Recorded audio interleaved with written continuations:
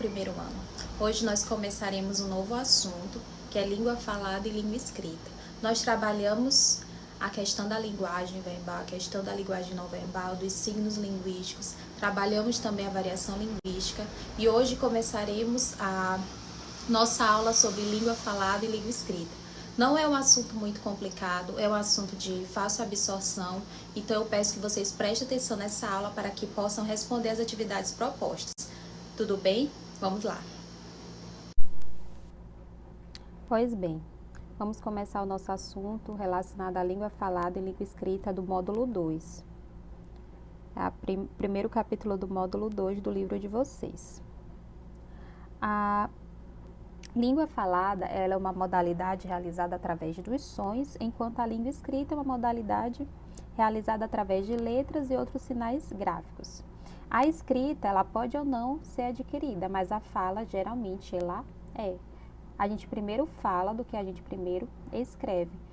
Professora, a fala vai incluir só sons? Sim, quando a gente fala de fala, sim. Mas quando a gente fala de interação oral, ela não vai incluir só os sons. Ela vai incluir outros tipos de interações, como, por exemplo, os recursos não verbais. Gestos, sinais faciais, olhares, risos. Tudo isso aqui vai ser incluso na interação oral. Enquanto na interação escrita a gente vai prestar atenção mais o que? Nos sinais gráficos, como sinal de pontuação, o itálico, negrito, uso de pronomes e de sinônimos como estratégia de coesão. Então, tudo isso na formatação do texto vai ser avaliado. E é importante que a gente perceba que os recursos de coesão que a gente vai colocar na escrita é aqueles que a gente usa como marcadores conversacionais, como hesitações, são os recursos não verbais também, que na escrita vão ser colocados através de quê? Pontuação, sinais gráficos, uso de pronomes, de sinônimos, para dar mais coesão ao texto. Eu não posso escrever um texto falando assim, aí eu fui lá e disseram que pois bem, que não queriam mais. Eles estão tudo assim, senhor. Eles não estão querendo mais, não. Então, algumas expressões, esse né, esse beleza, tudo tem que ser muito diferente, tem que ser levado em consideração na diferenciação entre interação oral e interação na escrita. A gente tem que perceber como recursos como sabe, entende? Eu acho que, quer dizer, no fundo, eu tenho a impressão de que, mas acho que, todos esses recursos, geralmente, eles estão o quê? Nos recursos verbais da língua, nas características verbais.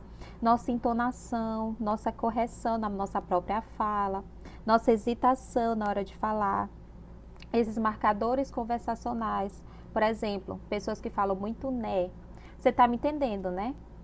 É tipo assim, né? Tipo, né, se ou. Todos esses recursos são chamados de marcadores conversacionais que nós vamos colocando na fala. Por exemplo, quando uma pessoa está interagindo com você, você vai falando, entendi. Sim, é mesmo. Tudo isso são marcadores conversacionais para que produza uma interação melhor, mais bem elaborada. Já na escrita, os recursos vão ser mais relacionados a sinais de pontuação. Se eu quero dar uma pausa na minha fala, eu só paro de falar. Mas se eu quero dar uma pausa na escrita, eu coloco o quê? Uma vírgula, um ponto continuando, um ponto parágrafo. E recursos gráficos, como itálico, para o quê? Destacar algo, assim como o negrito, também para destacar algo de diferentes formas. O uso de pronomes. Eu posso falar muito bem na minha fala, a Isadora gosta muito de feijão, porque tu sabe como é Isadora, né? Isadora sempre gostou mais de feijão do que arroz. Eu repeti Isadora aí 3 vezes. Na escrita isso não pode acontecer. Eu vou usar pronomes, ou falo a professora, ou falo ela, que é um pronome. Então, é necessário, às vezes, o uso de sinônimos ou pronomes para o quê? Para dar mais coesão ao texto escrito. A retextualização da fala para a escrita, como é que ela acontece? Por exemplo, eu vou pegar um texto oral que está cheio de hesitação, está cheio de muitas reticências, está cheio de né, está cheio de aí, está cheio de tá cheio. Então, com muita repetição. Então, tudo isso, a gente, quando vai pegar um texto oralizado para transformar ele em um texto escrito, tem que ser eliminado ou substituído. Então, é necessária a eliminação de marcadores conversacionais, hesitações, repetições, correções e outras marcas que diminuem a fluidez do texto escrito. Porque o texto escrito, ele deve ser mais fluido. Você não lê como você fala. A primeira questão está bem aí. A construção das frases tem que ser mais lineares, sem muito truncamento. Tem que ligá-las de alguma maneira, através de conectores, através de conjunções. A substituição de certas palavras por outras mais precisas ou gramaticalmente mais adequadas. O uso de algumas palavras na língua escrita, ela não é bem visto. Não é que elas não podem ser usadas. A gente pode ver, por exemplo, de uma licença poética, elas serão usadas. Mas em um texto escrito, de maneira formal, alguns tipos de linguagem, algumas palavras não podem ser usadas. Ou então existem palavras que poderiam substituir essas palavras para dar o quê? Um tom mais particular da linguagem escrita e não da linguagem falada. Professor, é perceptível a diferença entre uma linguagem escrita e uma linguagem falada? Sim, gente.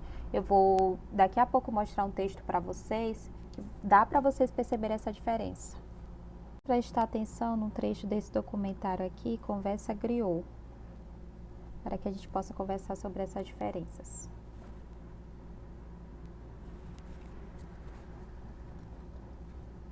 O contar faz parte da história do negro, né? Por conta de ele vir de lá ser tirado, né, do lugar onde ele viveu e trazido para um lugar estranho. E a história, se não fosse os contadores de história, a gente não tinha. Muita coisa que a gente ficou sabendo, tudo foi através disso. Ainda mais aqui no Brasil, que a gente não tem documento, né, da história. Então eu faço isso até hoje na família, porque a minha mãe fazia, as minhas tias faziam, contar a história do passado. Eu trago comigo toda aquela resistência das minhas avós, viu? Todo aquele...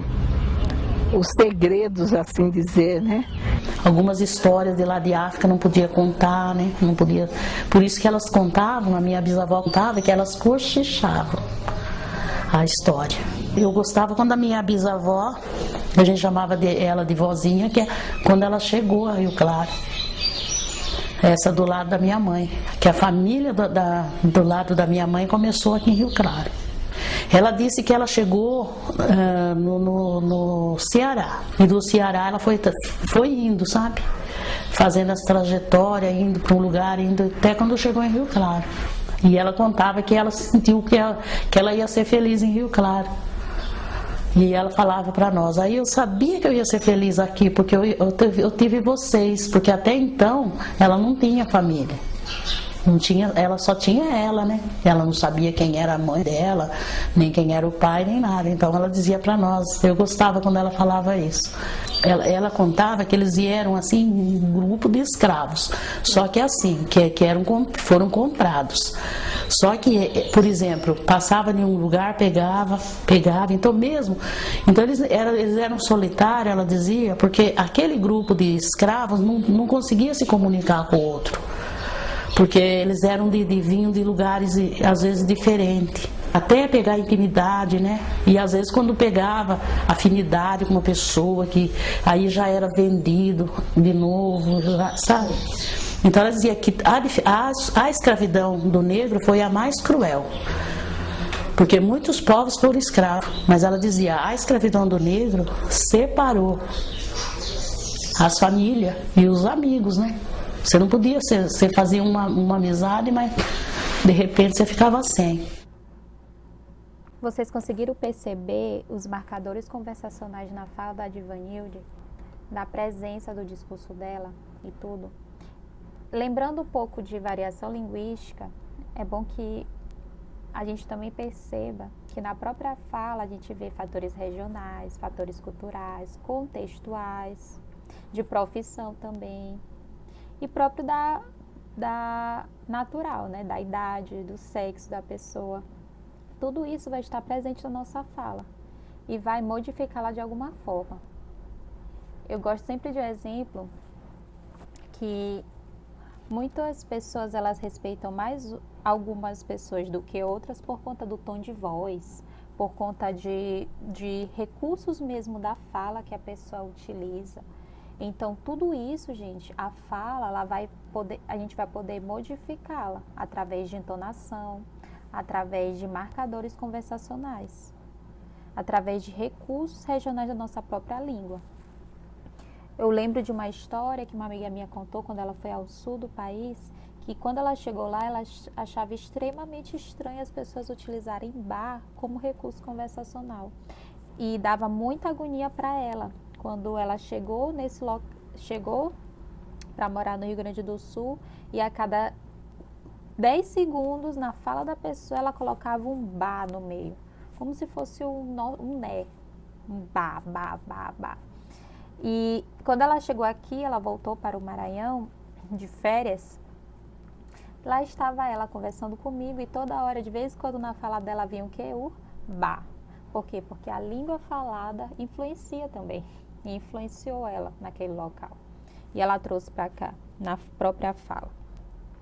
Mas também, e na língua escrita, esses recursos, eles terão que ser menos perceptíveis.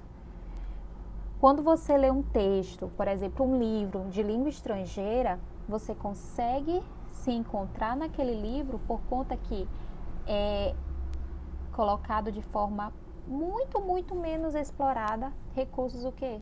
Da fala. E sim mais recursos o quê? Da escrita. A própria tradução do livro, por vezes, o próprio tradutor ele vai modificar os recursos da fala.